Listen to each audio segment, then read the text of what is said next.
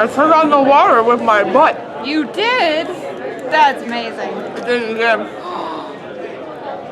I just went to the Men in Cosplay show, which I wasn't sure what to expect of it. I wasn't sure what it was gonna be like, but it ended up being really, really interesting because I'm really new to cosplay, like super new.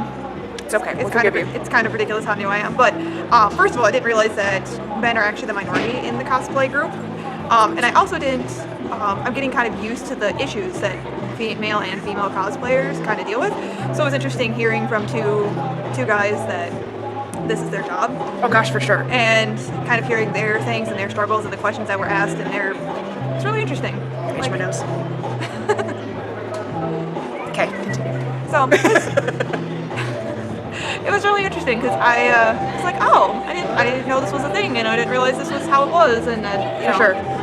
kept turning to Kessler and being like, what does this mean? What's this? That's okay. You gotta start somewhere, dude.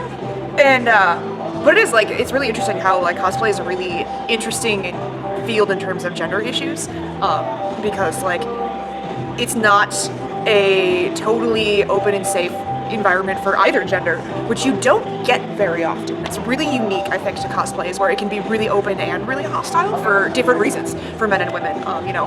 Partially for women, it's because it's really difficult to, find a character that where, you don't feel pressure because of your body type or your race, or even like stupid crap like you don't have the right color eyes or you're not tall enough. Like there's all kinds of weird stuff where you will run into women getting a lot of flack because, oh, well, you shouldn't be cosplaying that character because your body doesn't fit that character, which is crap. Cosplay whoever you want. It's just have fun. But then this is my interpretation of this character. Exactly, right? Like just go have fun. It's cool. You're dressing up as a fictional character. Like, why are we being so uptight about this? Calm down.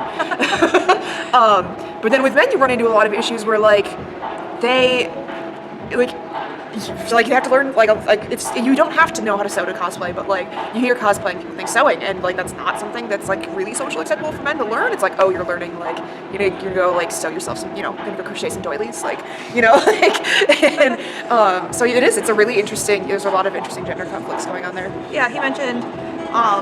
This was one of the questions I was asked was, how do you deal with this? He's like, well, it's interesting because as a male in cosplaying, you get recognition really fast because you are the minority, but at the same point in time, people are uber critical of you. So I can imagine. And then one other guy asked, I guess there's a thing where guys will put on a Speedo and a helmet and call it cosplaying, and yep. He's like, how do you feel about this? And he's like, honestly, like, I'm very good with my body. Like, I have absolutely no problems. He's like, the only thing I don't like about it is that there's little kids running around. He's like, but I think it's fun, and if that's what you want to do, go for it.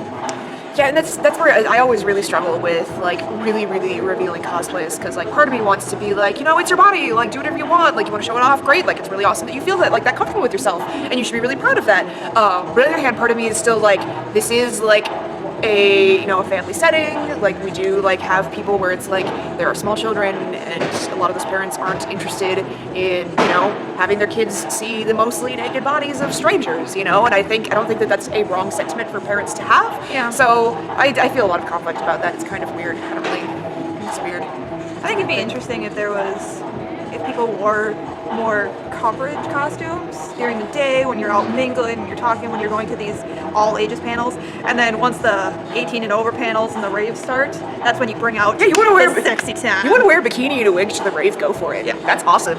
Nobody cares. I mean, it's really hot in there anyway, so that seems practical to me. Honestly, ditch the wig because that's gonna be hot. And warm hot. I mean, sexy. I don't know. Bye, Feminers. Remember to like, subscribe, and share. We'll see you next time.